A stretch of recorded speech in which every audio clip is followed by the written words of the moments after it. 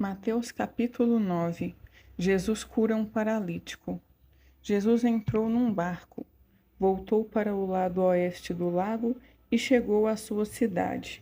Então, algumas pessoas trouxeram um paralítico deitado numa cama. Jesus viu que eles tinham fé e disse ao paralítico: Coragem, meu filho, os seus pecados estão perdoados. Aí, alguns mestres da lei começaram a pensar: este homem está blasfemando contra Deus. Porém, Jesus sabia o que eles estavam pensando e disse: Por que é que vocês estão pensando essas coisas más? O que é mais difícil dizer ao paralítico? Os seus pecados estão perdoados? Ou levante-se e ande? Pois vou mostrar a vocês que eu, o Filho do Homem, tenho poder na terra para perdoar pecados. Então, disse ao paralítico: Levante-se, pegue a sua cama e vá para casa. O homem se levantou e foi para casa. Quando o povo viu isso, ficou com medo e louvou a Deus por dar este poder a seres humanos. Jesus e Mateus. Jesus saiu dali e no caminho viu um cobrador de impostos, chamado Mateus, sentado no lugar onde os impostos eram pagos. Jesus lhe disse: Venha comigo.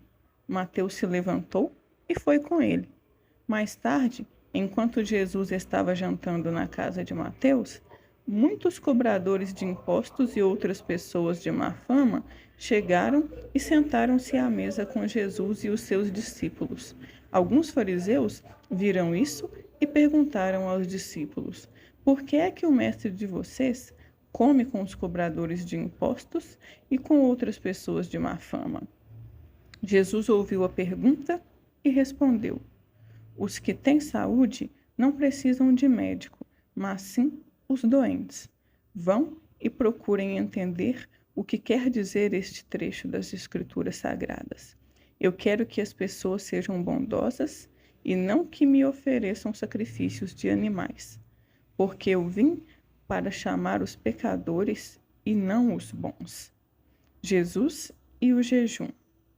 Então, os discípulos de João Batista chegaram perto de Jesus e perguntaram: Por que é que nós e os fariseus jejuamos muitas vezes, mas os discípulos do Senhor não jejuam?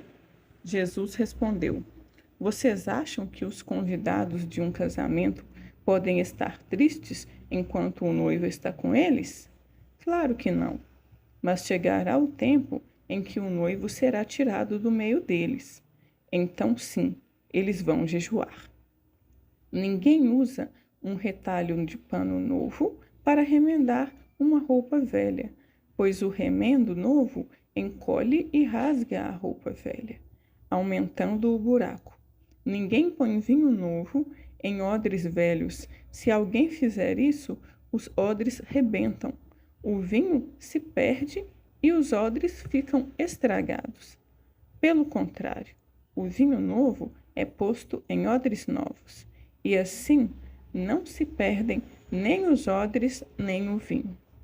Jesus cura uma mulher e uma menina. Enquanto Jesus estava falando ao povo, um chefe religioso chegou perto dele, ajoelhou-se e disse: A minha filha morreu agora mesmo. Venha e ponha as mãos sobre ela para que viva de novo. Então Jesus foi com ele e os seus discípulos também foram. Certa mulher, que fazia 12 anos que estava com uma hemorragia, veio por trás de Jesus e tocou na barra da capa dele, pois ela pensava assim: se eu apenas tocar na capa dele, ficarei curada. Jesus virou, viu a mulher e disse: Coragem, minha filha, você sarou porque teve fé. E naquele momento, a mulher ficou curada. Depois, Jesus foi para a casa do chefe religioso.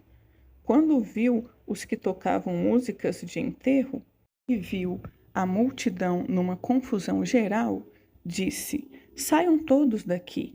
A menina não morreu, ela está dormindo. Então começaram a caçoar dele. Logo que a multidão saiu, Jesus entrou no quarto em que a menina estava, pegou-a pela mão e ela se levantou. E a notícia a respeito disso se espalhou por toda aquela região. Jesus cura 2 cegos. Jesus saiu daquele lugar e no caminho 2 cegos começaram a segui-lo, gritando: Filho de Davi, tenha pena de nós. Assim que Jesus entrou em casa, os cegos chegaram perto dele. Então ele perguntou: Vocês creem que eu posso curar vocês? Sim, Senhor, nós cremos, responderam eles. Jesus tocou nos olhos deles e disse: Então seja feito como vocês creem. E os olhos deles ficaram curados. Aí Jesus ordenou com severidade: Não contem isso a ninguém. Porém, eles foram embora e espalharam as notícias a respeito de Jesus por toda aquela região. A cura de um mudo. Quando eles foram embora, algumas pessoas levaram a Jesus um homem que não podia falar porque estava dominado por um demônio. Logo que o demônio foi expulso, o homem começou a falar. Todos ficaram admirados e afirmavam: Nunca vimos em Israel uma coisa assim. Mas os fariseus diziam: O chefe dos demônios é quem dá a este homem poder para expulsar demônios. Jesus tem pena do povo. Jesus andava visitando todas as cidades e povoados. Ele ensinava nas sinagogas, anunciava a boa notícia sobre o reino e curava todo tipo de enfermidades e doenças graves das pessoas. Quando Jesus viu a multidão, ficou com muita pena daquela gente, porque eles estavam aflitos e abandonados, como ovelhas sem pastor. Então disse aos discípulos: A colheita é grande mesmo, mas os trabalhadores são poucos. Peçam ao dono da plantação que mande mais trabalhadores para fazerem a colheita. Mateus capítulo 10. Os 12 apóstolos. Jesus chamou os seus 12 discípulos e lhes deu autoridade para expulsar espíritos maus e curar todas as enfermidades e doenças graves. São estes os nomes dos 12 apóstolos. Primeiro, Simão, chamado Pedro, e o seu irmão André, Tiago e o seu irmão João, filhos de Zebedeu, Filipe, Bartolomeu, Tomé e Mateus, o cobrador de impostos, Tiago, filho de Alfeu, Tadeu e Simão, o nacionalista, e Judas Iscariotes, que traiu Jesus. A missão dos 12 apóstolos. Jesus enviou estes 12 homens, dando-lhes a seguinte ordem: Não vão aos lugares onde vivem os não-judeus, nem entrem nas cidades dos samaritanos. Pelo contrário, procurem as ovelhas perdidas do povo de Israel. Vão e anunciem isto: O reino do céu está perto. Curem os leprosos e outros doentes. Ressuscitem os mortos e expulsem os demônios. Vocês receberão sem pagar. Portanto, deem sem cobrar. Não levem guardados no cinto nem ouro, nem prata, nem moedas de cobre.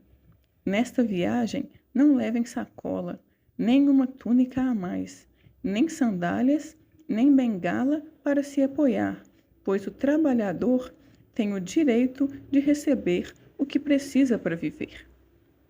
Quando entrarem numa cidade ou povoado, procurem alguém que queira recebê-los e fiquem hospedados na casa dessa pessoa até irem embora daquele lugar. Quando entrarem numa casa, digam que a paz esteja nesta casa. Se as pessoas daquela casa receberem vocês bem, que a saudação de paz fique com elas. Mas se não os receberem bem, retirem a saudação. E se em alguma casa ou cidade as pessoas não quiserem recebê-los, nem ouvi-los, saiam daquele lugar. E na saída, sacudam o pó das suas sandálias, como sinal de protesto contra aquela gente. Eu afirmo a vocês que isto é verdade. No dia do juízo, Deus terá mais pena das cidades de Sodoma e de Gomorra do que daquela cidade. Perseguições e sofrimentos. Escutem, eu estou mandando vocês como ovelhas para o meio dos lobos. Sejam espertos como as cobras e sem maldade como as pombas. Tenham cuidado, pois vocês serão presos e levados ao tribunal, e serão chicoteados nas sinagogas. Por serem meus seguidores, vocês serão levados aos governadores e reis para serem julgados, e falarão a eles e aos não-judeus sobre o Evangelho. Quando levarem vocês para serem julgados, não fiquem preocupados com o que deverão dizer ou como irão falar. Quando chegar o momento, Deus dará a vocês o que devem falar, porque as palavras que disserem não serão de vocês mesmos, mas virão do Espírito do Pai de vocês, que fala por meio de vocês. Muitos entregarão os seus próprios irmãos para serem mortos, e os pais entregarão os filhos. Os filhos ficarão contra os pais e os matarão.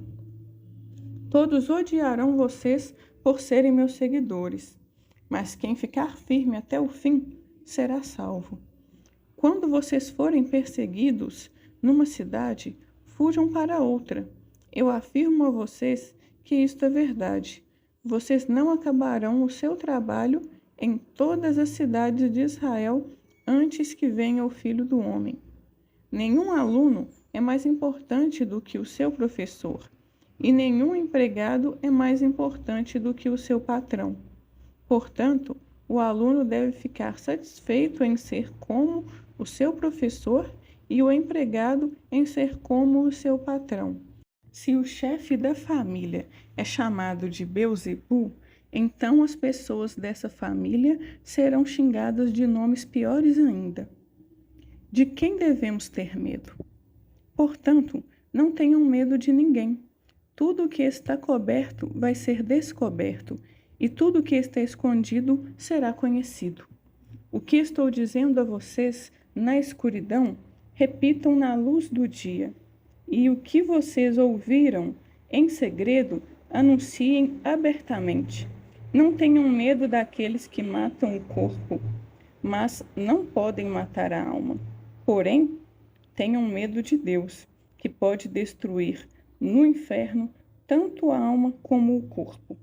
Por acaso não é verdade que 2 passarinhos são vendidos por algumas moedinhas? Porém, nenhum deles cai no chão se o Pai de vocês não deixar que isso aconteça.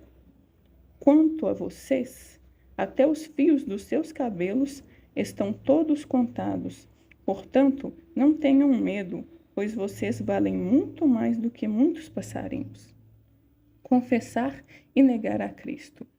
Se uma pessoa afirmar publicamente que pertence a mim, eu também, no dia do juízo, afirmarei diante do meu Pai, que está no céu, que ela pertence a mim. Mas, se uma pessoa disser publicamente que não pertence a mim, eu também, no dia do juízo, direi diante do meu Pai, que está no céu, que ela não pertence a mim. Espada em vez de paz.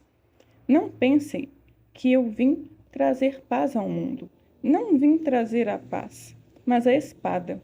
Eu vim para pôr os filhos contra os pais, e as filhas contra as mães, e as noras contra as sogras. E assim, os piores inimigos de uma pessoa serão os seus próprios parentes. Quem ama o seu pai ou a sua mãe mais do que ama a mim, não merece ser meu seguidor. Quem ama o seu filho ou a sua filha mais do que ama a mim, não merece ser meu seguidor. Não serve para ser meu seguidor quem não estiver pronto para morrer como eu vou morrer e me acompanhar.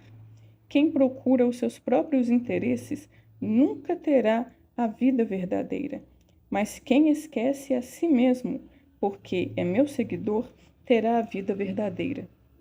As recompensas. Quem recebe vocês está recebendo a mim, e quem me recebe está recebendo aquele que me enviou. Quem receber um profeta, porque este é profeta, terá uma parte na recompensa dele. E quem receber uma pessoa boa, porque ela é boa, terá uma parte na recompensa dela. Eu afirmo a vocês que isto é verdade. Quem, apenas por ser meu seguidor, der, ainda que seja um copo de água fria, ao menor dos meus seguidores, certamente receberá a sua recompensa.